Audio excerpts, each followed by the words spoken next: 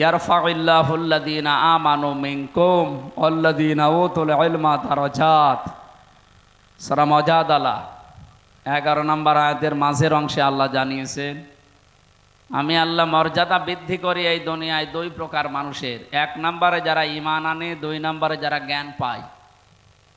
সুতরাং দুনিয়াতে যাদের ঈমান আছে তাদের মর্যাদা দিন যত যাবে, আর যারা এলেম পেয়েছে, জ্ঞান পেয়েছে, এই মানুষগুলোকে আল্লাহ দিনের পর দিন সম্মান মর্যাদা দুনিয়া এবং আখেরাতে বাড়াতেই থাকবেন। এখানে যারা পোস্টারে যাদের নাম দিয়েছেন অবশ্যই তাদের জ্ঞান আছে, নয়তো আপনি এখানে দিতেন না তাদের নাম। কিন্তু এই জ্ঞান অনুযায়ী যদি আমাদের কাজ না হয় তাহলে আল্লাহর দরবারে দুনিয়া আখেরাতে আমাদের মর্যাদা আল্লাহ বাড়াবেন না। বহু মানুষকে আমরা দেখেছি শিক্ষা তাদের সর্বোচ্চ আছে, কিন্তু এই শিক্ষার উপরে তাদের বাস্তবে আমল নেই, কাজ নেই। এই জন্যে মানুষের অন্তর থেকে আমার আল্লাহ তাদের ভালোবাসা, মহব্বত এগুলো সব দূর করে দিয়েছেন। এই 15.5 বছরে এইটাই বেশি ছিল। জ্ঞানী মানুষ ছিল না দায়িত্বে তা না, বহু জ্ঞানী মানুষ ছিল, কিন্তু তারা জ্ঞান পাপী। জ্ঞান অনুযায়ী যদি কেউ আমল না করে, কাজ না করে, ওর জ্ঞান কোনোদিন ওকে এই শিক্ষা দিতে পারে না যে একটা অবৈধ জিনিস আপনি বৈধ বলে চালিয়ে দেবেন। এই 15.5 বছরে দেশে যে নির্বাচন হয়নি এটা শয়তানও জানে। কথা বলেন না কেন? অথচ যিনি পালিয়ে গেছেন উনি এখন বাইরের বিভিন্ন মোড়লদেরকে, আজকে আমেরিকায় ভোট হচ্ছে, আমি গোপন কথাটা আজকে না কালকে বলবো ইনশাল্লাহ। সারা বিশ্বের বিভিন্ন মোড়লকে এখন আহ্বান জানাচ্ছি, আমি নির্বাচিত সরকার ছিলাম, আমাকে উৎখাত করা হয়েছে। এত বড় মিথ্যা কথা আপনি বলতে পারলেন একটা হাজী সাহেব মানুষ? এই 15.5 বছরে নির্বাচন হয়েছে, আপনি যদি কুকুরকেও জিজ্ঞাসা করেন ও ঘোড়ার মতো হাসবে। কি বলে? হোয়া যে তাবাকুম, আল্লাহ বলেন আমি নির্বাচিত করি। বলেন তো নির্বাচিত করার জন্য যে পদ্ধতি দুনিয়ায় আছে তার নাম আমরা বলি নির্বাচন। নির্বাচন ছাড়া নির্বাচিত হওয়া যায়? বলেন। আপনি একেবারে বিবেক দিয়ে বলবেন এই 15.5 বছরে কি আসলে নির্বাচন হয়েছে? তাহলে আপনি কি করে বলছেন যে আমি নির্বাচিত ছিলাম? নির্বাচনের আগে 154 জন হয়ে যায়, এরপরে দিনের ভোট রাতে হয়। দিনের ভোট যে রাতে হয়েছে এটার প্রমাণ আমি নিজে, আমার সাথে এক ওসি ছিল কারাগারে 3 বছর, আমারে বলছিল হুজুর এই যে নির্বাচনটা গেল, আমি দায়িত্বে ছিলাম ওই সময় ফেনীর,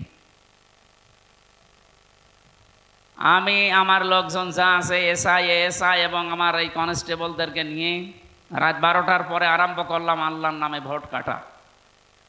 একেবারে এইভাবেই বলিস, আমি আল্লাহর নামে ভোট কাটা আরম্ভ করলাম ফজর পর্যন্ত। বাক্স পূর্ণ করে দিয়ে আমি পাঠিয়ে দিলাম, দিয়ে গোসল করলাম, ওযু করার পরে নামাজে দাঁড়ালাম। নামাজ শেষ করে বললাম আস্তাগফিরুল্লাহ, আমার এই তাওবা কি হয়েছে? বললাম তাওবা হওয়া দূরের কথা, এতে তো ভণ্ডামি হয়েছে। কারণ তাওবা কি আপনি আল্লাহর কাছে করছেন, আল্লাহর কাছে দোষ করেছেন হামজার কাছে।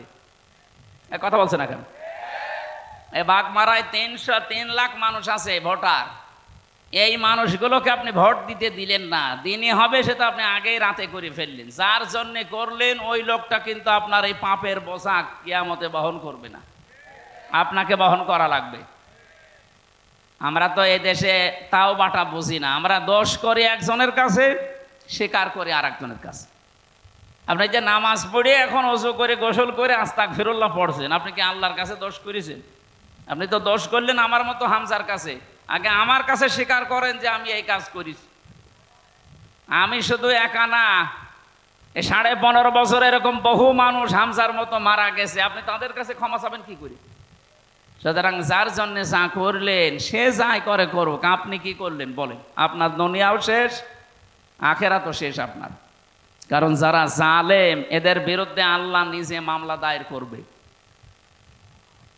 এই বাংলাদেশের 1628টা চেয়ার আছে, যারা মেন দায়িত্বে আছে আমরা জানিয়ে পৃথিবী সাক্ষী দেবে, এই 1628টা চেয়ারে যারা ছিল এরা সবগুলো জালেম। হয় জালেম নয় জালেমদের দোষর। জালেমদের দোসর এবং জালেম যারা এই মানুষগুলোর বিরুদ্ধে মামলা দায়ের করবে কিয়ামতে কে? সুতরাং যিনি পালিয়েছে তাকে থেকে শুরু করে এই দেশে 1628টি আসিয়ারে যারাই ছিল এরা সব আল্লাহর মামলার আসামি। এরা কম বেশি জ্ঞানী ছিল না তা না, দুনিয়াবি বলেন এবং দ্বীনি বলেন প্রত্যেকটি বিষয়ে তাদের কম বেশি তাদের জ্ঞান অবশ্যই ছিল, কিন্তু এই জ্ঞান অনুযায়ী তাদের কাজ হয়নি। কোনো জ্ঞান বলে না যে আপনি অন্যায় করেন, বলে, কিন্তু আপনি জ্ঞানটা কাজে লাগাতে পারলেন না। সুতরাং যারা জ্ঞান অনুযায়ী আমল করে না, কাজ করে না, তাদের প্রতি সৃষ্টি জগতের একটা ঘৃণা তৈরি হয়। আল্লাহ সেইটাই তৈরি করে দিয়েছে জালেমদের প্রতি। কারো সহানুভূতি দেখতে পাচ্ছি না আমি। এত মানুষ যে পালিয়ে গেল, অনেককে পিটিয়ে হত্যা করার পরে টাঙিয়ে রেখেছিল আমাদের ঝিনাইদহ কুষ্টিয়ায়। কিন্তু মানুষ দেখে তো একটু আফসোস করবে না, এটা ঠিক হয়নি না, সবাই বলছে আলহামদুলিল্লাহ। তার মানে কি করেছেন আপনি বলেন তো? আপনি জ্ঞান অনুযায়ী কাজ করেননি।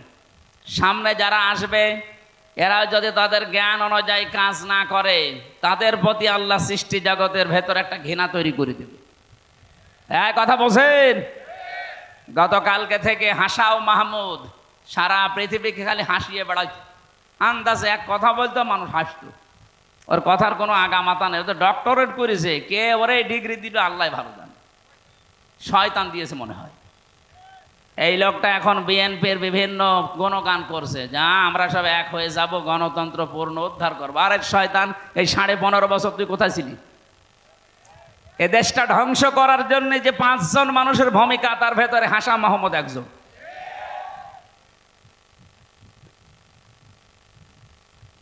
আমার মনে হয় সাবেক 3 বারের সফল প্রধানমন্ত্রী বেগম খালেদা জিয়ার চিকিৎসা হতো বাইরে, কিন্তু যিনি পালিয়ে গেছে তার কান পড়া দিত যারা, তার ভেতরে হাসাও মাহমুদ একজন।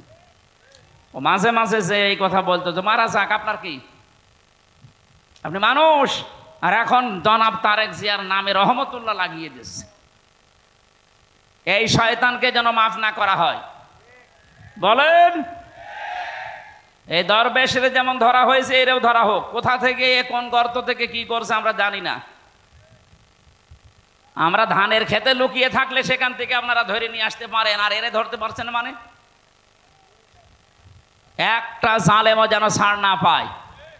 আমরা চাই বাংলাদেশে যারা জালেম ছিল, বড় এবং মাঝারি, ছোটগুলো বাদ, কারণ ওরা না বুঝে করতে পারে। বড় এবং মাঝারি জালেম যারা, এদের তালিকা করে করে মোড়ে মোড়ে টাঙিয়ে দেবেন। কিয়ামতের আগে যেন এই দেশে কোনো জালেম অন্তত চেয়ারে বসতে না পারে। সামনে যারা আসবে এরাও যেন শিক্ষা নেয়, না উল্টাপাল্টা করা যাবে না। এক কথা বলেন না কেন? তাওবা করতে হলে এইভাবেই তাওবা করা লাগে। শিক্ষিত মানুষ যারা আছে, বহু মানুষ এই হাদিস শুনে। আমাদের জাতির পিতা ইব্রাহিম আলাইহিস সালাম দোয়া করেছিলেন 84 বছর বয়সে, রব্বি হাবলি মিনাস সালিহিন, হে আল্লাহ একটা নেককার সন্তান দাও। আল্লাহ রাব্বুল আলামিন তাকে যেন একটা নেককার সন্তান দিয়ে তার স্ত্রীর কলটা পূর্ণ করেন, বলেন আমিন। আমরা কথা বলতে চাচ্ছিলাম যে এই যে ওসি সাহেবের যে তাওবা, এই তাওবাটা আসলে ভণ্ডামি প্রতারণা ছাড়া কিছু হয়নি। উনি তাওবা করছে আল্লাহর কাছে। অপরাধ করলেন আপনি আমাদের কাছে, আর আল্লাহর কাছে তাওবা করবেন মানে? এই 15.5 বছরে যারা জালেম ছিলেন, মানুষের উপরে অত্যাচার, জুলুম, নির্যাতন, আয়না ঘর বানিয়েছিলেন, গুম খুন, ইলিয়াস আলীকে আজও পাওয়া গেল না। আপনি কত বড় মানবতা বিরোধী অপরাধ এটা জানেন? ইলিয়াস আলীর সন্তান এই যে মেয়েটাকে কোলের ভেতরে নিয়ে বলছিল, ঠিক আছে আমি দেখতেছি তোমার বাবা কোথায় আছে, অথচ তাকে তখন মেরে ফেলেছে। আপনি এত বড় একটা নাটক করতে পারলে? এই পৃথিবীতে যারা মিথ্যা কথা বলে তাদের উপরে আল্লাহ নিজে বলেন আমি লানত দান করি। সুতরাং উনি যে মিথ্যা কথা বলে বা বলেছে, এখনো বলে বেড়াচ্ছে যে আমি নির্বাচিত ছিলাম, এটা পুরা মিথ্যা কথা না? হ্যাঁ বলেন। যে এই বেনজির, ওর কোনো নজির নেই, ওরে মনে হয় পিটিয়ে মারা দরকার এই শয়তানগুলোকে। এটা যদি নির্বাচিত হওয়ার দাবি করে তাহলে এই ওসি সাহেব কি মিথ্যা কথা বলছে? এরকম বহু ওসি এই কাজ করেছে বাংলাদেশে, কারণ পুরা প্রশাসনকে ব্যবহার করেই তারা টিকেছিল। মানে যেই কয়জন এই জালেমকে টিকিয়ে রাখার জন্য প্রশাসনে কাজ করেছিল, সবগুলোকে পাছায় লাত্তি দিয়ে খেদিয়ে দিয়েছে। তার ভেতরে ডিআইজি হাবিব একজন, এই মনিরুল একজন, এখন যেটা ধরা পড়েছে আব্দুল্লাহ মামুন আছে, এই বেনজির, ওর কোনো নজির নেই। ওরে মনে হয় পিটিয়ে মারা দরকার এই শয়তানগুলোকে। জালেম একা কিচ্ছু করতে পারতো না। হ্যাঁ, দাদা বাবুদের ইশারা আছে, ঠিক আছে, কিন্তু এই মানুষগুলোর সাহায্যের কারণে সে এগিয়েছে। যে জালেমগুলো এভাবে পেছন দরজা দিয়ে শুধু নাড়াচাড়া দিয়েছে, তাদের একটাকেও যেন অন্তত এদেশে শান্তিতে থাকতে দেওয়া না হয়। এরা যেমন আমাদেরকে বিনা কারণে 3 বছর, 7 বছর, 8 বছর কাউকে মাটির নিচে, কাউকে ফাঁসির কন্ডেম সেলের ভেতরে রেখে দিয়েছে। আমরাও চাই এদেরকে অন্তত কিছু না হলেও অর্ধেক শাস্তি দেওয়া হোক। কারণ যে অপরাধ আপনি করবেন, ওই অপরাধের শাস্তি যদি দুনিয়ায় না হয়, আপনার মাফ হবে না। অনেকে মনে করে আমি আস্তাগফিরুল্লাহ পড়ছি, মাফ হবে না। কিসের মাফ আপনার?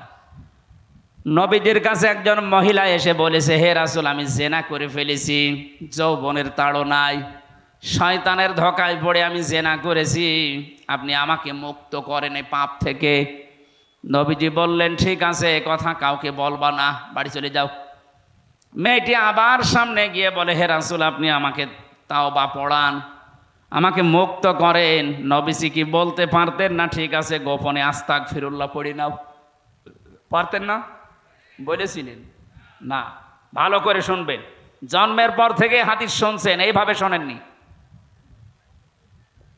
বিশ্বনবী তাকে জানালেন, কাউকে বলবা না, যাও, চলে যাও, বাড়ি যাও। ও আবার সামনে এসে বলে, হে রাসূল, আমারে মুক্ত করেন। কিয়ামতে কঠিন ময়দানে এই বিচার ডবল করে হোক, এটা আমি চাই না। দুনিয়ায় যেন এটা সাফ হয়ে যায়। নবীজি বললেন, তুমি জেনা করার কারণে গর্ভবতী হয়েছো? বলে হ্যাঁ। তাহলে বিচার এখন হবে না, আগে সন্তানটা খালাস হোক। সন্তান হবার পরে সঙ্গে সঙ্গে এসেছে, বলে হে রাসূল, তাড়াতাড়ি করেন, আমার তো জীবনের গ্যারান্টি নেই, কখন মরে যাই। এই পাপ নিয়ে যদি আমি দুনিয়া থেকে বিদায় নেই, কিয়ামতে আল্লাহ এটা আবার বিচার আরম্ভ করবে ডবল করে। নবীজি বললেন, না, এখনই না, একটা সন্তানের 2 বছর পর্যন্ত দুধ দেওয়ার অধিকার থাকে তার মায়ের। 2 বছর তোমার বুকের দুধের অধিকার আছে তোমার সন্তানের, কিন্তু এই দায়িত্বটা টাকা পয়সা দিয়েও যদি পালন করা লাগে, তাহলে করা লাগবে বাবার। দুধ খাওয়ানোর দায়িত্ব কার? মায়ের মানে বাবার মানে, মায়ের মানে বাবার মানে, কয়বার কয় কথা বলছেন? একবার বলে। হ্যাঁ, বাবার। কোরআনে কারিমে আল্লাহ দিয়েছেন, লিমান আরাদা আন ইউতিম্মার রাদা। এখানে যারা আরবি গ্রামার বোঝে, শব্দটা মুযাক্কার, পুরুষবাচক শব্দ। আল্লাহ পাক বলেন, এই দায়িত্ব দিয়েছি আমি আল্লাহ বাবাদেরকে। যেহেতু বাবাদের ওই সিস্টেম নেই, এই কারণে মারা ওই দায়িত্ব পালন করে। মা যদি বলে আমি করব না, তার গুনাহ হবে না। কি কথা বুঝছেন এখানে? এটা আমার মনে হয় মাইকে না বলা ভালো ছিল। এখন যদি আবার দুধ খাওয়ানো বন্ধ করে দেয় ছাতা, আমরা এখন মুসিবতে পড়ব। কারণ আমাদের তো আর মেশিনপত্র নেই। কথা বলে না, মুসিবত হয়ে যাবে না? হ্যাঁ, ওরা যদি এখন বলে যে না, এ দায়িত্ব যাতে এতদিন জানতাম না, এখন জানলাম যে পুরুষের, ও ছাতা আমরা এ কষ্ট করে আর দেবো না। কি কষ্ট একটা সন্তানকে দুধ খাওয়ানো, প্রত্যেক দিন কমপক্ষে 7 থেকে 8 বার করি। বিজ্ঞান এখন জানিয়েছে, কি চিকিৎসা বিজ্ঞান, যে প্রতিবার যদি 1 পোয়া করেও হয়, কমপক্ষে 2 বছরে 36 মণ দুধ খাওয়ানো লাগে। অথচ মায়ের ওজন মাত্র 1 মণ। কথা বলে না কেন? 1-1.5 মণ ওজন তার, সেখান থেকে 36 মণ দুধ এক একটা সন্তানের জন্য আল্লাহ বের করেন। হ্যাঁ, মায়েরা যারা এ কাজ করেন তাদের অনেক বেনিফিট আছে সামনে। 1 ফোঁটা দুধের জন্য আপনি একটা নফল রোজা রাখার সওয়াব পাবেন। বিশ্বনবী জানিয়েছেন, সন্তান দুনিয়াতে আসার পরে যদি তার মুখের ভেতরে 1 ফোঁটা দুধ আপনি দিতে পারেন, একটা মরা মানুষ জিন্দা করে দিলে যে সওয়াব হয়, ওই সওয়াব মায়ের আমল নামায় আল্লাহ লিখে দেন। এটা আমাদের ভাগ্যে নেই, আল্লাহ আপনাদেরকে দিয়েছেন। আপনি যদি পালন করতে না চান, আপনার গুনাহ হবে না, কিন্তু দায়িত্ব আপনার। আপনি না চাইলে গুনাহ নেই। বাবা যদি বলে যে হ্যাঁ আমি তোমাকে 2 লাখ 5 লাখ টাকা দেবো, তাও দুধ খাওয়াও, আপনাকে তাও দেওয়ার অধিকার আমাদের আছে, কিন্তু সেই সমর্থ তো অনেক বাবার নেই। এই জন্য আপনারা দয়া করেন, আপনারা দয়া করে যান। মনে করবেন এই আয়াত জানতাম না। 2 বছর পরে মেয়েটা এসেছে, হে রাসূল তাড়াতাড়ি করেন, আমারে মুক্ত করেন। বিশ্বনবী ছেলেটাকে এক সাহাবীর আন্ডারে দিয়ে দিলেন। সাহাবীদেরকে বললেন, এই মহিলাকে মাটির ভেতরে গেড়ে দাও, দূর থেকে পাথর নিক্ষেপ করো। খুব ভালো করে খেয়াল করে মিলান, বাংলাদেশের সাথে হাদিসটা মিলবে। চারিদিক থেকে যখন পাথর আরম্ভ হয়েছে, হযরতে খালিদ ইবনে ওয়ালিদ বলেন, আমি এমন জোরে একটা পাথর নিক্ষেপ করলাম, পাথরটা মেয়েটার নাকের ওপরে লাগার পরেই ফিনকি দিয়ে রক্ত আমার শরীরের ভেতরে লেগেছে।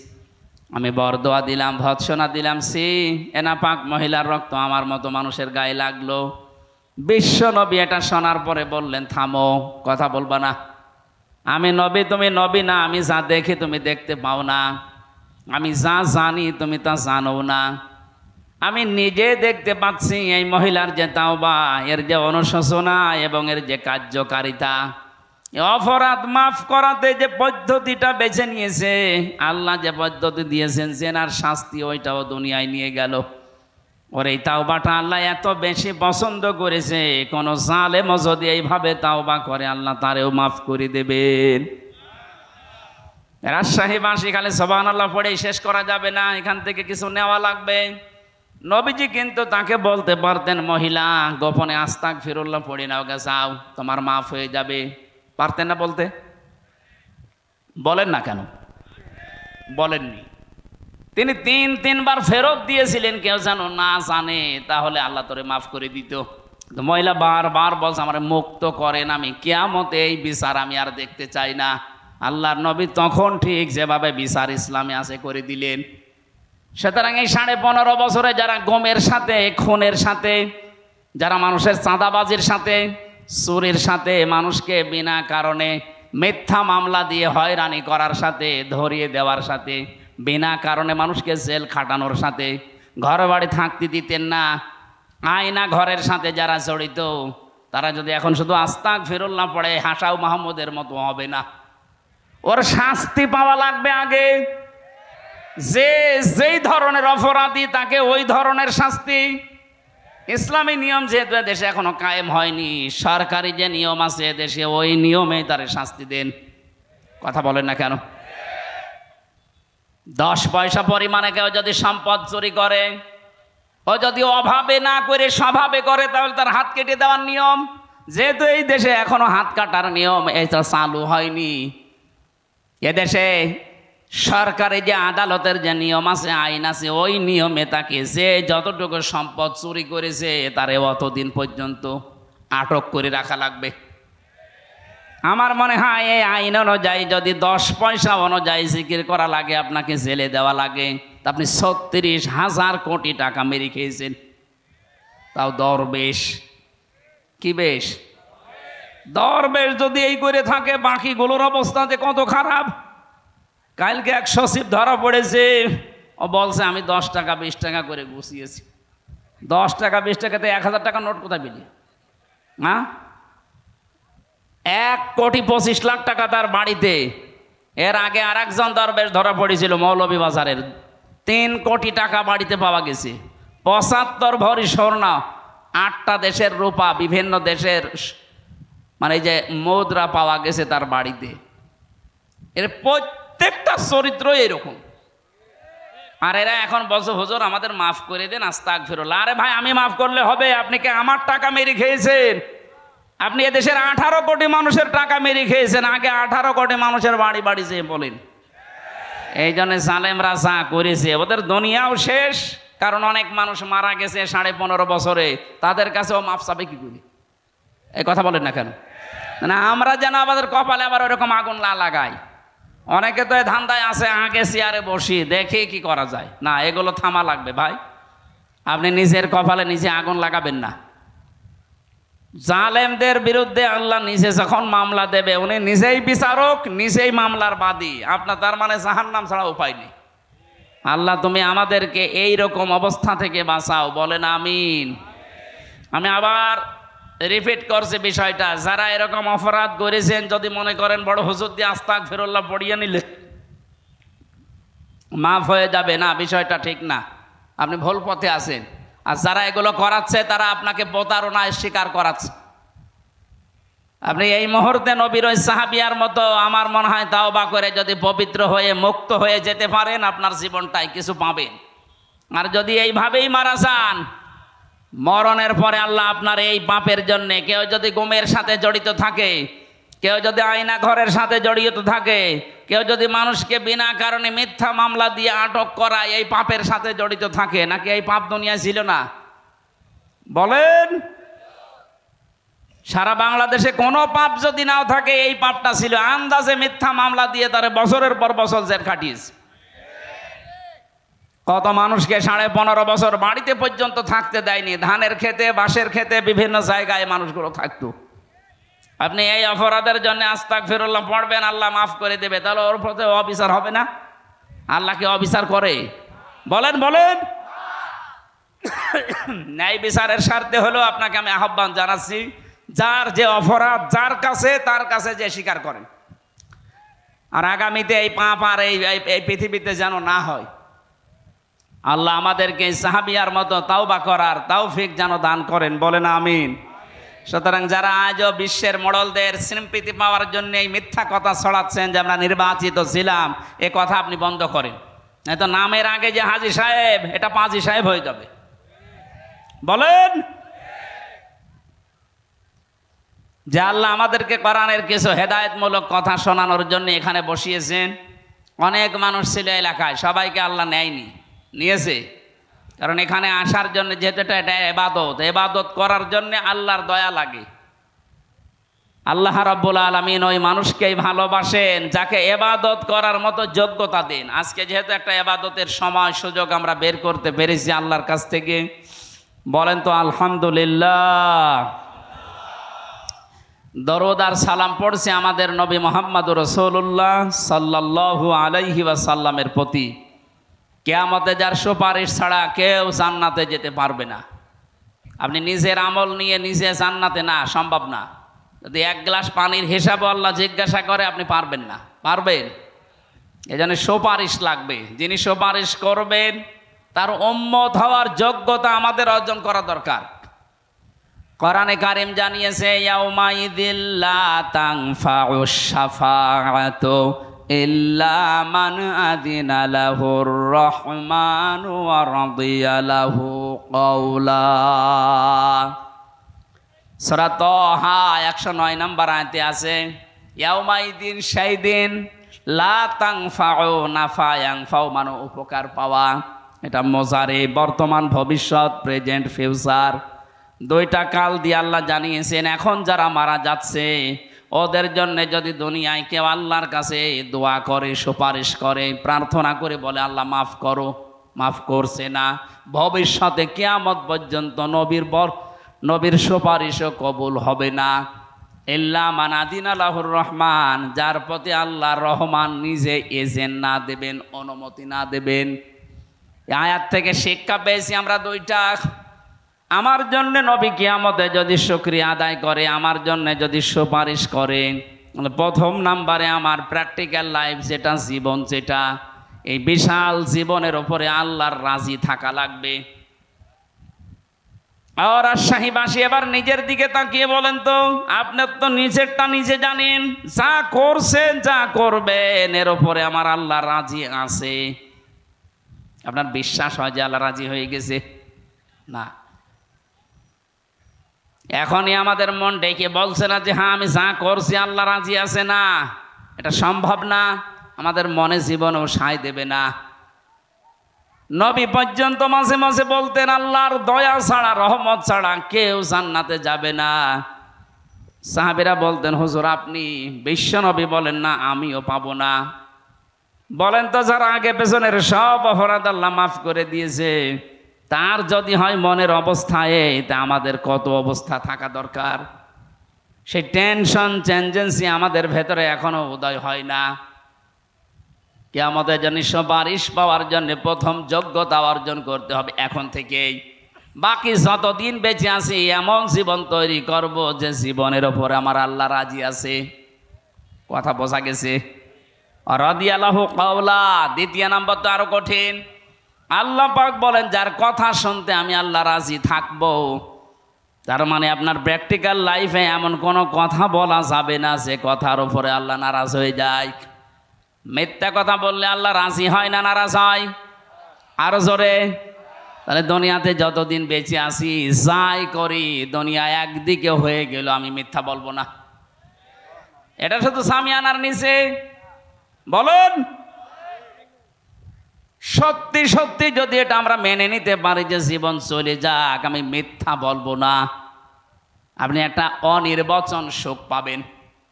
এই যে বাচ্চারা, পাখি এবং মুরগির যে বাচ্চাগুলো আমরা দেখতে পাই মায়ের ডানার নিচে যখন থাকে, দানাগুলো এত সফট, এত কোমল, এত নরম, পরের সাথে যখন পর মিলে যায়, ওর নিচে বাচ্চারা যাবার পরে দেখবেন একটা কিচির মিচির আওয়াজ দেয়। বাংলা এটাকে অনির্বচন সুখ বলে। এটা পৃথিবীতে কিনতে পাওয়া যাবে না, মায়ের আঁচলের নিচে এই সুখটা আছে। আল্লাহ পাক বলেন, মানুষ যখন আমার নিষিদ্ধ কর্ম ছেড়ে দেয়, ওর সামর্থ্য থাকে তারপরেও নিষিদ্ধ জিনিস ছেড়ে দেয়, ওকে আল্লাহ একটা আবেশ, একটা আলাদা আনন্দ ওর মনের ভেতরে তৈরি করে দেয়, যেটা টাকা দিয়ে সম্ভব না। ওটা আজ আমরা অনেকেই পাই না। হ্যাঁ পাই তারা, যে মানুষগুলো নিষিদ্ধ কাজ ছেড়ে দিতে পারে। যেহেতু নিষিদ্ধ কাজের ভেতরে মিথ্যা একটা, আর এইটার জন্য আজ যত বড় বড় অপরাধ সংগঠিত হয় বা হচ্ছে, আজকে থেকে সিদ্ধান্ত নেওয়া লাগবে, জীবনে যা হয়ে যায় যাক, মিথ্যা কথা বলবো না। রাজি আছেন কারা বলেন তো? এই আন্দাজে হাত তোলা যাবে না, কিন্তু সামনে এরকম বহু পরিবেশ আসবে, মিথ্যা বলা লাগবে। আলহামদুলিল্লাহ, এলাকার মানুষ ভালো আছে। সুতরাং রাসূলের সুপারিশ পাওয়ার জন্য যে দুইটা যোগ্যতার কথা কোরআন দিয়ে জানালাম, এমন জীবন তৈরি করা লাগবে যার উপরে আল্লাহ রাজি, এমন কথা বলা লাগবে যে কথা শুনতে আল্লাহর ভালো লাগে। আল্লাহ আমাকে সহ যারাই এসেছি এই আয়াতটা মেনে চলার তৌফিক দেন। সূরা তাহা 116 নম্বর আয়াত, যে কোনো তাফসীর ভালো করে মিলাবেন, দেখবেন আপনার জীবন আরো পরিচ্ছন্ন হবে ইনশাআল্লাহ। আজকে আমরা তেলাওয়াত করলাম সূরা আলে ইমরানের 14 নম্বর আয়াত। গুরুত্বপূর্ণ একটা বিষয় আল্লাহ আমাদেরকে নাড়া দিয়েছেন, যেহেতু আমরা মত্ত আছি এই দুনিয়ার জীবন নিয়ে, তাদেরকে আল্লাহ শোনাচ্ছেন। আউযু বিল্লাহি মিনাশ শাইতানির রাজিম। বিসমিল্লাহির রহমানির রহিম। যুয়্যিনা লিন-নাসি হুব্বুশ শাহাওয়াতি মিনান নিসাই ওয়াল বানিন। এই দুইটা শব্দই থাক, একেবারে নিস্তব্ধ হয়ে শুনবেন। যত চেষ্টা করবেন বোঝার জন্য কোরআনের আয়াত, তত তাড়াতাড়ি আপনাকে আল্লাহ হেদায়েত দেবে। আল্লাহ পাক বলেন, যুয়্যিনা লিন-নাস, আমি মানুষের কাছে সুশোভিত করে দিয়েছি, আকর্ষণীয় করে দিয়েছি, আমি পাগল পারা বানিয়ে দিয়েছি মানুষের জন্য এই দুনিয়াতে 7টা জিনিসকে। কয়টা? আরো জোরে বলেন। 1 নম্বরেই যুয়্যিনা লিন-নাসি হুব্বুশ শাহাওয়াতি, মানুষের কাছে ভালোবাসা, মায়া, মহব্বত এবং সুশোভিত, আকর্ষণীয়, এগুলো তৈরি করে দিয়েছি। 1 নম্বরে মিনান নিসা, মেয়েদেরকে, মেয়ে লোকের প্রতি আল্লাহ পাক মানুষের জন্য, পুরুষ মানুষের জন্য একটা আলাদা আকর্ষণ, মায়া, মহব্বত, এগুলো তৈরি করে দিয়েছেন। কে বলছেন বলেন তো? এটা দেওয়ার পরে বলছেন এটা একটা পরীক্ষা। আমার প্রশ্ন হচ্ছে, পরীক্ষা এইটা, এটা তো পরীক্ষা যখন শুরু হবে ওই সময় প্রশ্নপত্র দেবে, অথচ পরীক্ষা এখনো শুরু হবে মরণের পরে। আগে আল্লাহ আমাদেরকে প্রশ্নপত্র ফাঁস করে দিয়েছেন। ফাঁস করা প্রশ্ন পাওয়ার পরে পরীক্ষা দিয়ে যদি আমি ফেল করি, তা আমার মতো ছাত্র আর দুনিয়ায় আছে?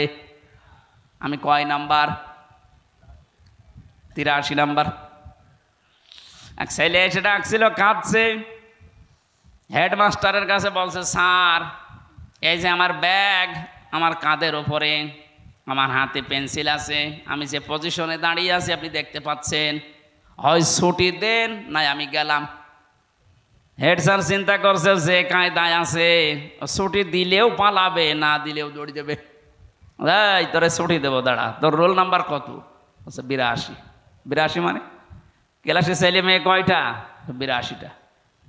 82টা ছেলে মেয়ে ক্লাসে, ওর রোল নাম্বার 82। ওর খুব ভালো ছাত্র, ওর জীবনের কোনো উদ্দেশ্য আছে? ও শুধু বাবা মার ভয়ে আসে আর এই টাঙ্কি মেরে চলে যায়। আমাদের অবস্থা যেন এরকম না হয়ে যায়। প্রশ্নপত্র হাতে পাওয়ার পরও যদি আপনি ফেল করেন, তা আমার মনে হয় আপনি শুধু ফেল না, যেখানে ছিলেন ওখান থেকে আপনাকে আরো নিচে নামানো হবে। আমার কথার অর্থ বোঝেননি ভাই? একটা ছেলে রেজাল্ট বেরিয়েছে ক্লাসে, বাবার কাছে এসে বলছে আব্বা রেজাল্ট বেরিয়েছে। রেজাল্ট বেরিয়েছে, কাঁদিস কেন? কথা বলছে না। কাঁদিস কেন? কথা বলছে না। যে থাপ্পড় দিয়েছে বলছে আব্বা কাঁদি এই কারণে, ফেল করেছিলাম না, ফেল করলে তো ওই ক্লাসে থাকতে পারতাম, ছিলাম 5-এ, নামিয়ে দিয়েছে 3। আমার এখন 5-এ উঠতে 2 বছর লাগবে। তা আমরা প্রশ্নপত্র কিন্তু পেয়ে গেলাম সেই কিয়ামতে এটা হবে, অথচ এখনই পেয়ে গেছি। এরপরও যদি আমরা দুনিয়ায় ফেল করে বসি, তা আমার মতো এরকম অগা, এরকম দুর্বল ছাত্র আর দুনিয়ায় নেই। 1 নম্বরে আল্লাহ আমাদের কাছে আকর্ষণীয়, সুশোভিত করে দিয়েছে, মায়া মহব্বত ভালোবাসা তৈরি করে দিয়েছে মেয়েদের। এখান থেকে সবচাইতে বড় পরীক্ষা এটা সামনে আমাদের প্রত্যেকের জন্য। নবীজি ইন্তেকালের আগে জানিয়েছেন, এই পৃথিবীতে আমি 2টা জিনিস আমার উম্মতের জন্য ভয়ঙ্কর রেখে গেলাম পরীক্ষার বস্তু। 1 নম্বরে মেয়ে লোক, 2 নম্বরে জমি জায়গা। আপনি আজ আদালতের দিকে তাকান, আমি তো 3টা বছর জেলে থেকে দেখেছি অধিকাংশ মামলাগুলো হয় মেয়ে লোক নিয়ে, নাই জমি জায়গা নিয়ে। কথা বলছে না কেন? যেহেতু এটা প্রথম পরীক্ষা আমাদের জীবনে। আল্লাহ রাব্বুল আলামিন নিজে জানিয়েছেন লিন্নাসি হুব্বুশ শাহাওয়াতি মিনান নিসা। এই যে লাম শব্দটা এখানে আছে, এটা মরা মানুষের জন্য না, জীবিত মানুষদের জন্য লাম ব্যবহার করা হয়। জীবিত যত পুরুষ মানুষ দুনিয়ায় আছে এদের জন্য আমি আকর্ষণীয়, সুশোভিত করে দিয়েছি, ভালোবাসা মহব্বত ঝুঁকে পড়ার বস্তু হিসাবে তৈরি করে দিয়েছি আমি আল্লাহ 1 নম্বরে মেয়েদেরকে। এটা শুধু আজকে এখন থেকে না, যেদিন তৈরি হয় হযরতে আদম আলাইহিস সালাম, ওই দিন থেকে এটা চলে আসতেছে। হযরতে আদম বিশাল জান্নাতে ছিলেন, অথচ তার এত নিয়ামতের ভেতরেও শান্তি লাগে না। তার মনের অবস্থা আল্লাহ বুঝতে পারলেন, ঘুম দিয়ে দিলেন চোখে। তিনি ঘুমিয়ে আছেন, বাম পাজরের হাড় একটা বের করে আল্লাহ সুন্দর একটা মেয়ে লোককে বানিয়ে তার বাম পাজরে রেখে দিলেন। এ পৃথিবীতে যে 4 জন মহিলার জীবনী পড়ে আমি সব চাইতে সুন্দরী পেয়েছি, তার ভেতরে হযরতে হাওয়া 1 নাম্বার। এত সুন্দর করে আল্লাহ দুনিয়ায় কোনো মহিলাকে বানাননি। 2 নম্বরে নাম পেয়েছি হযরতে ইব্রাহিম নবীর প্রথম স্ত্রী হযরতে সারা। 3 নম্বরে জুলেখা। 4 নম্বরে মুহাম্মদুর রাসূলুল্লাহর ছোট মেয়ে হযরতে ফাতেমাতুজ জাহরা রাদিয়াল্লাহু তাআলা আনহা। এত সুন্দর করে আল্লাহ দুনিয়ায় কোনো মেয়ে লোককে বানাননি, কিয়ামত পর্যন্ত আর বানাবেন বলে আমরা পাইনি। 1 নম্বরে যার নাম বললাম তিনি আমাদের আদি মাতা হযরতে হাওয়া। হযরতে আদম ঘুম থেকে ওঠার পরে দেখলেন, একদিকে তাকালেন, 2 নম্বরে ধরতে গেলেন। আল্লাহ বলেন তাকানো যাবে না, ধরাও যাবে না। হযরতে আদম ডাক দিয়ে বলে রব্বুল আলামিন তাকানো যাবে, ধরাও যাবে, কি করলে সেই বুদ্ধি দেন। আমাদের এই পৃথিবীতে যারা যুবক আমরা আছি, আমরা জানি আপনি ফরজ গোসলের কয়টা ফরজ জিজ্ঞাসা করবেন, ওর পেটে বোম মারলেও বলতে পারবে না। অথচ বিয়ে করা যে ফরজ ও জানে, জানে না? গোসলের ফরজ কয়টা জানে না, বিয়ে করা ফরজ এটা জানে। মেয়েদের প্রতি আকর্ষণ এটা আল্লাহ তৈরি করে দিয়েছেন। বিশ্ব নবী নিজে জানিয়েছেন আর দুনিয়া কুল্লুহা মাতাউন ওয়া খায়রু মাতা'id দুনিয়া ইমরাতুস সালিহা। পৃথিবীর সব কিছুই সম্পদ, আমি নবী মুহাম্মদুর রাসূলুল্লাহর কাছে উত্তম সম্পদ হচ্ছে আল্লাহওয়ালা মেয়ে মানুষ। আল্লাহওয়ালা মেয়ে মানুষ কোনটা? যেটা 5 ওয়াক্ত নামাজ পড়ে, রোজা রাখে আর কালো বোরকা পরে থাকে নাকি? না না। সম্মানিত মা বোন যারা এসেছেন একটু স্থির হয়ে শোনেন, আপনাদেরকে বলছি নবীজির ভাষায় আল্লাহওয়ালা মেয়ে মানুষ ওইটা, যেই মেয়ে লোক তার স্বামী তার দিকে তাকালে সে স্বামীকে আনন্দ দেয়, খুশি করে, যেভাবেই হোক, হয় কথাবার্তার আচার ব্যবহার, দরকার হয় কাঁতো কত দেবে। মুরব্বী মানুষের তো এসব দরকার নেই, দুই নম্বরে নবীজি জানিয়েছেন স্বামী যেটা পছন্দ করে ওটা যদি জায়েজ হয় অবশ্যই নেককার স্ত্রী যারা তারা ওটা পছন্দ করবে। দুঃখের বিষয়, মনে বড় বড় দুঃখ নিয়ে বলছে, হাজারো মানুষের মোবাইল পাওয়ার কারণে 100 জনের 95 জন মহিলা এই দেশে চায় না স্বামী যেটা পছন্দ করে ওইটা। আমি নিজে স্বামী, আমি সহ যত স্বামী এখানে বসে আছে, মা বোন যারা এসেছেন বিভিন্ন জায়গায় আমাদেরকে ভিডিওর মাধ্যমে দেখতে পাচ্ছেন, এখানে যত স্বামী আছে আমি তো কোরআন সামনে নিয়ে বলছি, প্রতিটি স্বামী এইটা চায় যে বিয়ের পরে আমার মা বাবা যেন আমার সাথে থাকে। এই কথা বলে না কেন? 100 জনের 95টা বউ এটা চায় না। আরে বউটা চায় না কেন? ওকে বারবার কান পড়া দেয় ওর মা আর ওর বড় বোন। আমি কি বেশি বলে ফেললাম? না না, বেশি হয়নি, কম হয়ে গেছে। 100টার 95টা বাড়িতে এই অবস্থা, অথচ নামাজ পড়ে, রোজা রাখে, কালো বোরকা পরে ঘরে, ও মনে করে আমি জান্নাতে যাব না। যাবে কি? আরে জান্নাত কিসের? আপনার স্বামী যেটা পছন্দ করেছিল ওটা তো না জায়েজ না, ওটা তো জায়েজ কাজ। 25-30 বছর পর্যন্ত আমার পেছনে আমার মা বাবা শ্রম দিল, আর তুমি 2 দিন এসেই খালি বলো আলাদা হন আলাদা হন। এরকম ছোট মনের বউ আছে কার বাড়ি? হাত তোলেন তো। একজো তা মুরব্বী মানুষ। আপনার বউ চলে গেলে কে থাকলে কি? এ বয়সে বউ আছে তাই তো ভালো। না না, একটা মানুষ হাত তুললেন না, এই এলাকায় বউ ভয় করা মানুষ বেশি। আমার মনে হয় আপনারা রাতে খুব ঝামেলায় আছেন। সম্মানিত মা বোনেরা, খুব ভয় পায় আপনাদেরকে এরা। ক্যামেরা আমার দিকে ঘোরানো, হাত তুলতে ভয় করবে আমার, কারণ ম্যাডাম এখন লাইভ দেখছে, আর এরা হাত তুলছে না ভয়তে। না, আমি হাসির খোরাকি দেয়নি। আজ হাজারো পরিবারে এই ছোট একটা বিষয়ের জন্য অশান্তি লেগে আছে। সন্তান তার মা বাপ থেকে আলাদা হয়ে মা বাবার কাছ থেকে বরদোয়া পর্যন্ত পাচ্ছে। আমি কয়েকদিন আগে এই যে নীলফামারীর কিশোরগঞ্জ থানা বৃদ্ধাশ্রমে একটা মাহফিল ছিল, গিয়েছিলাম। যে যা নাম বলল কয়েকজন, ওই রকম মা 500টা মা চালানোর মতো সম্পদ তার ছেলে মেয়ের আছে। ছেলে ওই রকম, মেয়ে ওই রকম, পাঠিয়ে দিয়েছে বৃদ্ধাশ্রমে। আচ্ছা, আমার পুত্র বধূর জন্য আমার এই আজ অবস্থা। ছেলে আমারে চাচ্ছিল, কিন্তু পুত্র বধূ রাজি না, বলেছে ওই বুড়ি যদি বাড়ি থাকে তোর ভাত আমি খাবো না। আমি রাঙ্গামাটি লংগদ থানায় একটা বৃদ্ধাশ্রম পেয়েছিলাম। ওখানে যে দেখি কলেজের অধ্যাপক এই বয়সের, কাঁদতেছে হাউমাউ করে। হঠাৎ ওর মা ওকে বলছে, বাবা, আমি তখন পাশ দিয়ে হেঁটে যাচ্ছিলাম, যে আমি যখন মারা যাব তখন এই ফ্যানটা তুই পাল্টিয়ে নতুন ফ্যান লাগিয়ে দিবি। ছেলেটা কলেজের অধ্যাপক আমাকে বলছে, হুজুর আমার মা কি বলে উনি মারা গেলে নাকি ফ্যান পাল্টিয়ে দেব। মা বলছে, বাবা আমি কেন বলে জানিস, এই 2 মাস আমি এখানে আছি, কর্তৃপক্ষকে বলেছিলাম এরা আমার ফ্যানটা পাল্টিয়ে দেয় না, কারণ তুই টাকা পয়সা তো দিয়ে যাসনি ওইভাবে। এখানে টাকা পয়সা দিলে তারপরে খেদমত হয়। আমি যা দেখলাম এই 2 মাসে, আমার যা বাস্তবতায় অনুধাবন হচ্ছে, আমার মনে হচ্ছে কিছুদিন পরে আমি মরে গেলে তুই যখন আমার বয়সে আসবি, তোর ছেলে মেয়েরা তোকে এখানে রেখে যাবে। তোর তো আবার ফ্যান ছাড়া ঘুম হয় না, তোকে তো বাতাস দেওয়া লাগে। ছোটবেলা থেকে আমি তোর পেছনে শ্রম দিয়েছি, আমি জানি। তারা আগে থেকে সতর্ক করে দিলাম, ফ্যানটা নতুন করে পাল্টিয়ে দিবি, নয়তো তোর ঘুম আসবে না। ওই অবস্থায় দেখলাম ওর হাতের ওপরে ওর মা মারা গেল। হাও মাও করে কেঁদে বলছে, হুজুর আমার প্রতি আপনি রাগ করবেন না, এ দোষ শুধু আমার একা না, এ দোষ আমার বোর। 2 মাস আগে আমার সাথে গন্ডগোল করে বলেছে, বুড়ি বাড়ি থাকলে আমি বাড়ি থাকবো না। আমার ছেলে মেয়ে আছে 2টা, তাদের মুখের দিকে তাকে আমি তালাকও দিতে পারি না। শেষ পর্যন্ত বাধ্য হয়ে, আমার বাবা মারা গেছে সেই ছোটবেলায়, রেখে গেলাম এই বৃদ্ধাশ্রমে। আজকে আমার মাটা মারা গেল, আমার নাম ধরে ডাকার মতো দুনিয়ায় আর কেউ নেই। ও রাজশাহীবাসী, রাঙ্গামাটির লংগদু থানার ওই কলেজের অধ্যাপক শুধু না, এখানে অনেক মানুষ আমরা ঠিক ওই রকমই বসে আছি।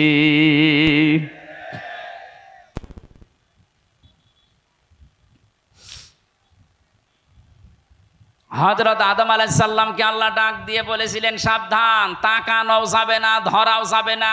বলে ধরা যাবে, তাকানো যাবে কি করে? আল্লাহ পাক বলেন ধরা যাবে, তাকানো যাবে, বিয়ে করা লাগবে। বলছে আমি রাজি আছি। বিয়ে করতে রাজি হলে হয় না, দেন মোহর দেওয়া লাগে। কি দেওয়া লাগে? আমাদের দেশে যদি এটা বাকিতে চলছে, এটা কিন্তু নিয়ম না। আগে মেয়ের হাতে তার ইজ্জতের এই দামটা আপনি তুলে দেবেন, এরপরে তার কাছ থেকে বাড়িতে নিয়ে যাবেন। হযরতে আদম আলাইহিস সালাম বলেছিলেন আল্লাহ দেন মোহর দেব কি দিয়ে? আল্লাহ বলেন আমার শেষ নবী মুহাম্মদুর রাসূলুল্লাহর উপরে 10 বার দরুদ শরীফ পড়ো। 10 বার দরুদ শরীফ পড়ার পরে এবার বিয়ে শেষ। আদমকে আল্লাহ ডাক দিলেন, কুলনা ইয়া আদামুসকুন আনতা ওয়া যাওজুকাল জান্নাতা ওয়া কুলা মিনহা রাগাদান হাইসু শি'তুমা ইলা আখিরি আয়াত। খুব ভালো করে শুনবেন। 31 নম্বর আয়াতে আছে, 35 নম্বর সূরা বাকারার 35 নম্বর আয়াতে আল্লাহ বলেন আদম বিয়ে হয়ে গেছে এবং বউ নিয়ে এবার বাড়ি চলে যাও। জান্নাত আমাদের আদম আলাইহিস সালামের বাড়ি আর আমাদের বাবার বাড়ি। আমাদের কিসের বাড়ি? তার মানে আয়াত থেকে প্রমাণ পেলাম বিয়ে করে বউ নিয়ে বাবার বাড়ি যাওয়া লাগবে। আর আমরা অনেক মানুষ এমন আছি বিয়ে করে ঘর জামাই থাকি না। এলাকায় সব নেই? এই ঘর জামাই আছেন কার? হাত তোলেন তো। একজু, তাহলে এই এলাকা ঠিক আছে। না না, আমি হাসতে বলিনি ভাই। এতগুলো মানুষের ভেতরে একটা ঘর জামাই একটা পেলাম শুধু। আলহামদুলিল্লাহ, দেখ ভালো তো। এগুলো কুষ্টিয়ায় বেশি। বিয়ে করার পরে বউ নিয়ে ঘর জামাই থাকা লাগবে না বাড়ি নিয়ে যাওয়া লাগবে? বলেন। বউ নিয়ে বাড়ি যে কি করবেন? প্রথমে আল্লাহ দিয়েছেন ওয়াকুলা। জান্নাতে যাবার পরে কি করবা? নিজে যেই মানের খাবার খাবা নিজের বাড়িতে, যেই মানের পোশাক পরবা, ওই মানের খাবার ওই মানের পোশাক বউকে দিবা।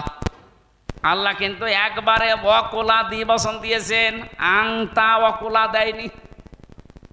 আল্লাহ যদি মাঝখানে আংতা দিত যে তুমি আগে মরণের খাওয়া খাও, এরপরে বউকে যা পারো দেও, না, একবারে দিয়ে বচন দিয়ে নারীর অধিকার আল্লাহ প্রতিষ্ঠা করে দিয়েছেন।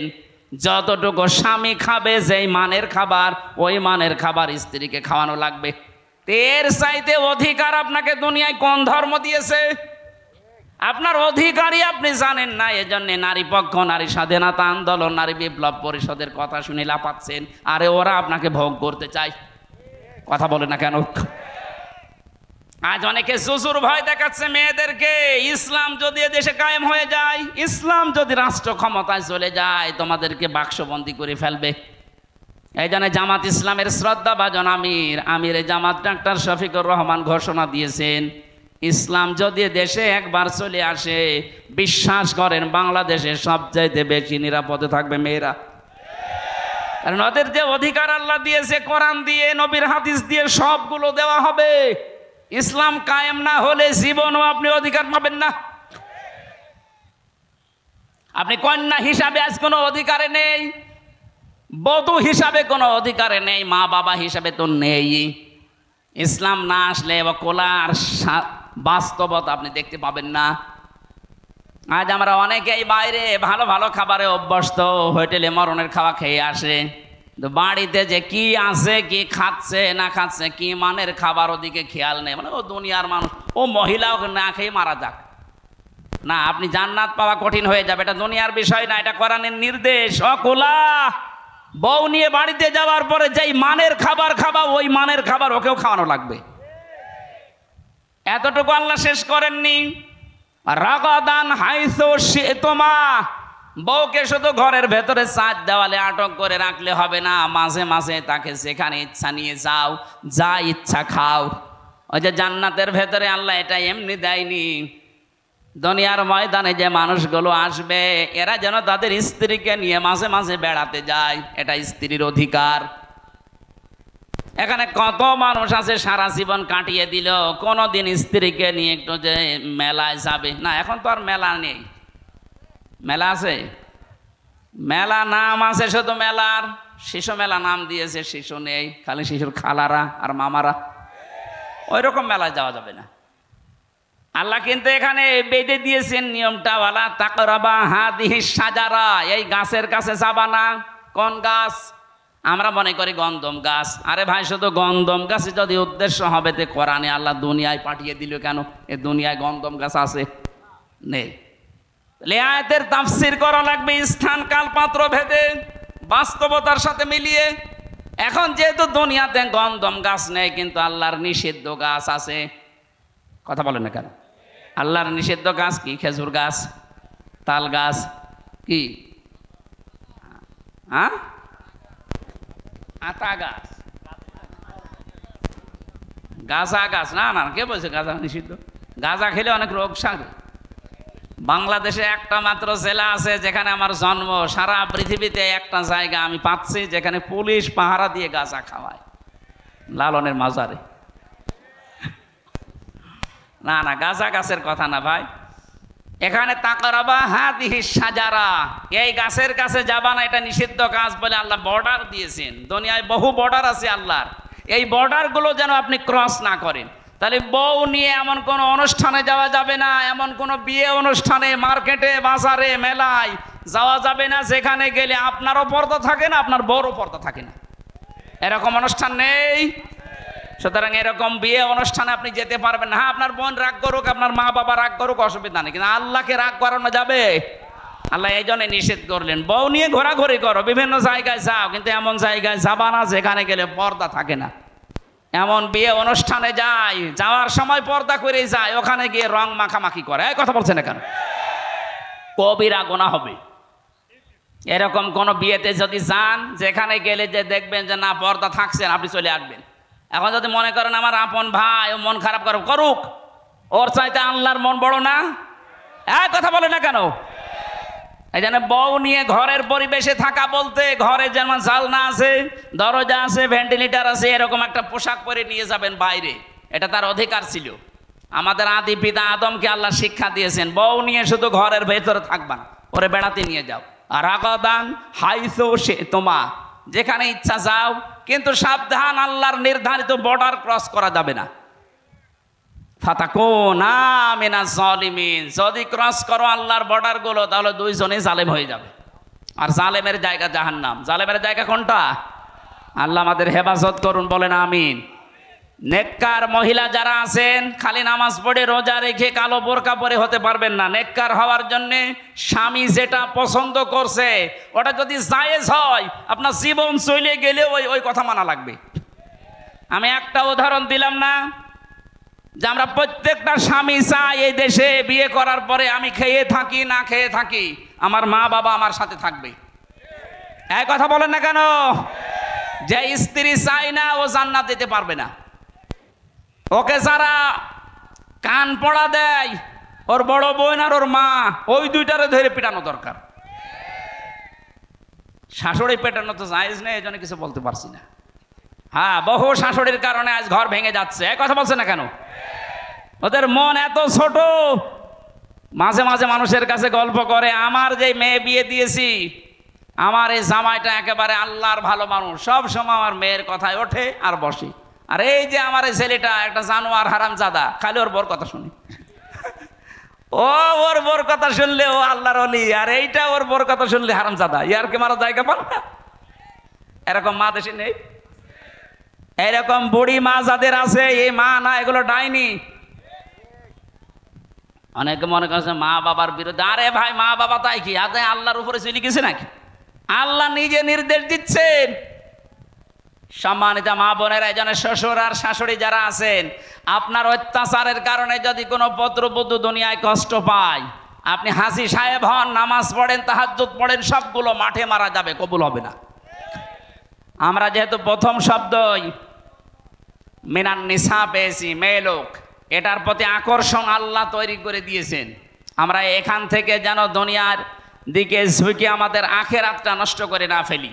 আজ আমাদের মোবাইলে, বিশেষ করে মোবাইল, কম্পিউটার, টেলিভিশন, এগুলোর দ্বারা মেয়ে লোকের যে সমস্ত অবান্তর জিনিসপত্র চলছে, এইগুলোর দ্বারা হাজারো নামাজি, এমনকি আল্লাহওয়ালা মানুষও আমরা ধ্বংস হয়ে যাচ্ছি। কথা বলেন না কেন? আমি একটা ফতোয়া বলছি, শোনেন। যেইটা আপনার সামনে দেখলে, নিজে নিজে দেখলে আনন্দ লাগে, আর অন্য কেউ দেখে ফেললে আপনার লজ্জা লাগে, ওই রকম জিনিস মোবাইলে রাখা হারাম। এরকম কিছু মোবাইলে যদি থাকে এই মুহূর্তে ডিলিট করবেন। যেটা নিজে নিজে দেখলে আনন্দ পান, অন্য কেউ দেখে ফেললে আপনার লজ্জা লাগে, এরকম কিছু যদি থাকে, সে নাটক হোক, সিনেমা হোক, অলঙ্ক নাচ হোক, এখনই ডিলিট করা লাগবে। ওরকম কোনো ছবি হোক, এক্ষণে ডিলিট করেন। তারপরে আমি একজনের মোবাইল চাইবো, দেন, ডিলিট করেন, তাড়াতাড়ি করেন। এলাকায় মনে হয় এইগুলো এখনো আসেনি।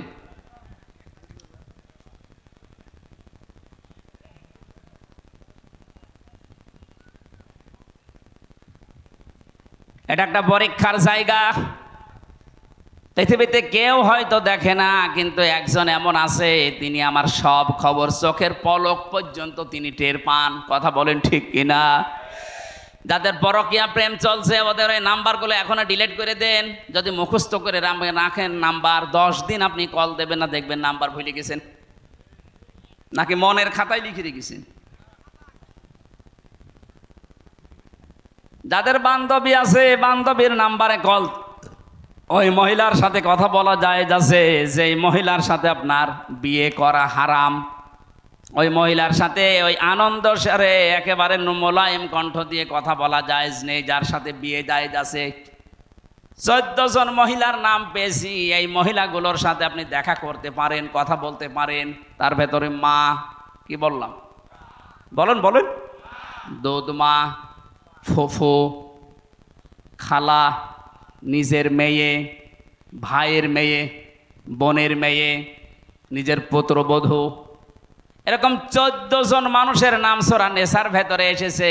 আপনি যদি এদের সাথে মোবাইলে কথা বলতে চান, সামনাসামনি বলতে চান, কথা বলতে পারবেন। কিন্তু মুখমণ্ডল, হাতের কবজি আর পায়ের পাতা খোলা রাখা, বাকি শরীর ঢেকে রাখা লাগবে। 14 জনের বাইরে যদি কারো সাথে কেউ কথা বলতে চায়, কোনো মহিলাও, আল্লাহ পাক কোরআনে নির্দেশ দিয়েছেন, ইয়া নিসা আন-নাবিয়্যি লাস্তুন্না কাআহাদিম মিনান নিসাই ইন ইত্তাকাইতুন্না ফালা তাখদা'না বিল কওলি ফায়াতমা'আল্লাযী ফী কলবিহি মারাদুন ওয়া কুলনা কাওলাম মা'রুফা। হে পৃথিবীর মেয়েরা, এটা নবীর স্ত্রীদেরকে আল্লাহ উদ্দেশ্য করে জানিয়েছেন। ও বাংলার মুসলমানেরা, নবীর স্ত্রীরা তো আমাদের কাছে মায়ের সমতুল্য। কথা বলে না কেন? মায়ের সাথে কোনো খারাপ ধারণা কেউ করে, তারপর আল্লাহ মায়ের কথা নিলেন। হে মেয়েরা, নবীর স্ত্রী যারা, তোমরা যদি কারো সাথে কথা বলো, মোবাইল তো ওই সময় ছিল না, ওই জায়গায় হেজাবের নাম আছে, পর্দার আড়াল থেকেও যদি কেউ কথা বলতে চায়, কথা বলবা সঠিক, মিথ্যা কথা বলা যাবে না। মোবাইলে বলেন, ফ্যাক্সে বলেন, সামনাসামনি বলেন, পর্দার আড়ালে বলেন, মিথ্যা কথা বলা জায়েজ নেই। সত্য কথাই বলবেন, কিন্তু ভাষা করবেন রুক্ষ সূক্ষ্ম, রাগ ঝাল দিয়ে কথা বলবেন। ওর মনের ভেতরে যদি কোনো দুর্বিসন্ধি গুড় থাকে, ওটা শয়তান যদি তৈরিও করে, আপনার কথা শুনে বলবে, আল্লাহ, এ মেয়ে লোক না আজরাইল। আর যদি নায়িকার মতো আপনি শুরু করেন মোলায়েম কণ্ঠ দিয়ে, ওর অন্তরের ভেতরে শয়তান বিষ তৈরি করবে, মুনাফিকে তৈরি করবে। শেষ পর্যন্ত আস্তে আস্তে দেখা যাচ্ছে জেনার দিকেও চলে যেতে পারে। কথা বলেন ঠিক কিনা? আল্লাহ আমাদের এই পারিবারিক জীবনে এই গোনাটা অনেকের হয়ে যাচ্ছে, আমাদেরকে যেন আল্লাহ বাঁচান। বলেন আমিন। মেয়েরা কথা বলবে কোন আওয়াজ দিয়ে, কোন কণ্ঠস্বর দিয়ে, আল্লাহ তাও কোরআনে দিয়ে দিয়েছেন।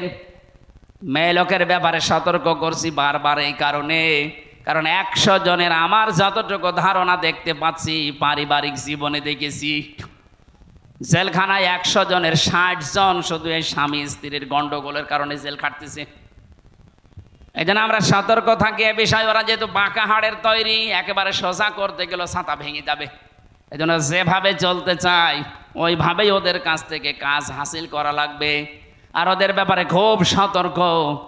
আপনি ওদের আনন্দের জন্য, মনোরঞ্জনের জন্য, ওদের সুখে রাখার জন্য যদি বাম হাতের ইনকাম করেন, আপনার এই পাপের টাকা ওরা ভোগ করার জন্য 2 পায়ে খাড়া আছে, কিন্তু এই পাপ বহন করার জন্য কেউ রাজি না। কথা বলেন না কেন? সুতরাং সিন্ডিকেট করে যারা মালের দাম বাড়িয়ে দিচ্ছেন, এই সিন্ডিকেট যারা করে তারা আল্লাহর কাছে জালেম। এই জুলমের কারণে যে গোনা, এই গোনার জন্য আপনার স্ত্রীকে বলেন তোমার কারণে তোমাকে সুখে রাখার জন্য, আনন্দে থাকার জন্য আমি একটু সিন্ডিকেট করি, এর জন্য যে পাপ হয় গোনা হয়, তুমি তো ভোগ করতে রাজি আছো। বলবে না, তোমার এই টাকা ভোগ করতে আমি রাজি আছি, কিন্তু পাপ ভোগ করার জন্য আমি রাজি না। সুতরাং এদের বিষয়ে যেহেতু সতর্ক বারবার আল্লাহ আমাদেরকে কোরআনে করেছেন, সূরা তাকাবুনের ভেতরে এদের নাম দিয়ে আল্লাহ সতর্ক করেছেন, সূরা মুনাফিকের ভেতরে আল্লাহ এদের নাম দিয়ে সতর্ক করেছেন, সাবধান, আল্লাহর জিকির যেন তোমার স্ত্রীর কারণে ভুলে যেও না। আল্লাহর জিকির মানে আল্লাহর আইন। আমি সহ যারা আছে এরকম পাগলামি করছি, ওদের জন্যে বাবা শাহজালাল সব হালাল বলে আমি উপায় করে যাচ্ছি। আমার এই অবৈধ সম্পদ, অবৈধ টাকা পয়সা ওরা ভোগ করার জন্য রাজি আছে, কিন্তু ওই মানুষগুলো আমার পাপ ভোগ করার জন্য কেউ রাজি না। কথা বলেন ঠিক কিনা? আল্লাহ এই পাগলামি যেন আমরা না করি, বলেন আমিন। 2 নাম্বার, আল্লাহ সন্তানের নাম দিয়েছেন, এরাও তোমাদের কাছে আকর্ষণীয়। 7টা জিনিসের নাম দিতে দিতে আল্লাহ শেষে জানিয়েছেন, যালিকা মাতাউল হায়াতিদ দুনিয়া। হে পৃথিবীর মানুষেরা, যত সুন্দরী হোক, যত সুন্দরী হোক, যত আনন্দের সন্তান হোক, যত মায়া মহব্বতের সন্তান হোক, এগুলো সব কিন্তু দুনিয়ার সাথে সম্পৃক্ত। দুনিয়া শেষ, তোমার সাথে ওর সম্পর্ক কাট হয়ে যাবে। যেন ওদের পেছনে পড়ি আমি আল্লাহর আখিরাত ভুলে যেও না। আল্লাহু ইনদাহু হুসনুল মাব, আমার কাছে উত্তম জিনিস আমি রেখে দিয়েছি। কুল আউনাব্বিউকুম বিখায়রিম মিন যালিকুম, নবী আপনি ওদেরকে বলেন, এই যে জিনিসের নাম বলছি, স্ত্রী, সন্তান, সোনা, রূপা, গবাদি পশু, প্রশিক্ষিত অর্শ, দুনিয়ার ময়দানে তোমাদের জন্য এই যে শস্য ক্ষেত, যত কিছু তোমাদের ভালো লাগে, এগুলোর চাইতে ভালো একটা জিনিস আল্লাহর কাছে আছে, এগুলোর সংবাদ কি আমি তোমাদের দেব। লিল্লাযীনা তাকাউ ইনদা রাব্বিহিম জান্নাতিন তাজরি মিন তাহতিহাল আনহার। দুনিয়ায় যারা তাকওয়া অবলম্বন করবে, আল্লাহকে না দেখে ভয় করে জীবন চালাতে পারবে, তাদের রবের কাছে তাদের এমন একটা বাগান আছে, যে বাগানের তলদেশ দিয়ে নদী আর নহর প্রবাহমান। আল্লাহ এরকম একটা বাগান আমাদের জন্য বানিয়েছেন, যদি আমরা এই পরীক্ষায় পাশ করতে পারি, আল্লাহ আমাদের কপালে লিখে দেন, বলেন আমিন। খালিদিনা ফিহা, চিরদিন সেখানে থাকতে পারবেন। ওয়া আজওয়াজুম মুতাহহারা ওয়া রিদওয়ানুম মিনাল্লাহ, সেখানে পবিত্র স্ত্রী আপনার সঙ্গী আল্লাহ বানিয়ে দেবেন, যদি দুনিয়ার এই স্ত্রীর পরীক্ষায় পাশ করতে পারেন। শুধু মুতাহহারা না, রিদওয়ানুম মিনাল্লাহ, আল্লাহ জীবনের মতো, চিরদিনের মতো আল্লাহ রাজি হয়ে যাবে আমাদের উপরে। আল্লাহু বাসীরুম বিল ইবাদ, আল্লাহ পাক বলেন আমার বান্দাদের প্রতি কিন্তু খুব তীক্ষ্ণ দৃষ্টি আমি দিয়ে রেখেছি। সুতরাং আমাদের পালানোর কোনো পথ নেই, এই পরীক্ষায় পাশ করার মাধ্যমে আল্লাহর কাছে মনোনীত যে বাগান জান্নাত পাওয়া যাবে। আমি সহ যারা এসেছি, আল্লাহ এই পরীক্ষায় সর্বোত্তম নাম্বার নিয়ে পাশ করার তৌফিক দান করো, বলেন আমিন।